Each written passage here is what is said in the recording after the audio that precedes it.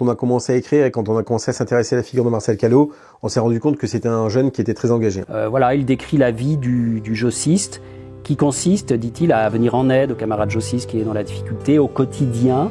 Ce que je veux dire par là, c'est que l'engagement le plus fort qui soit n'exclut pas aussi une vie quotidienne qui n'est pas forcément la vie du héros tel qu'on pourrait l'imaginer. Et puis, en creusant, on s'est aperçu que cet engagement, en fait, il reposait sur quelque chose qui était encore plus solide. J'ai trouvé mon dernier soutien dans l'espérance. Mais c'est quoi l'espérance? Vous avez 4 heures.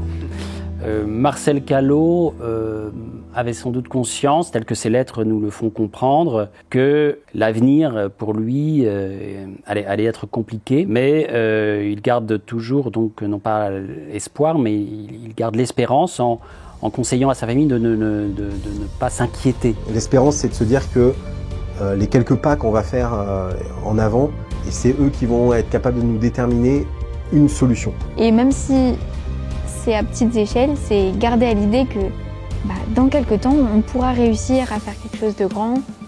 L'espérance, c'est de croire qu'il existe une rive en face, une autre rive. Et le message de Marcel Callot, c'est justement ça, c'est de tenir le coup. Malgré toutes les tempêtes qui peuvent arriver, pense à cette autre rive. Donc pour nous, il était important que les personnages vivent en fait des moments de vie, vivent des désillusions. Comment ça se fait que dans des spectacles de guerre, il y a des artisans de paix qui se lèvent? Comment ça se fait que vis-à-vis de la misère, il y a des artisans de la bonté qui se lèvent? Comment ça se fait que dans des lieux d'injustice, il y a des artisans de justice qui se lèvent?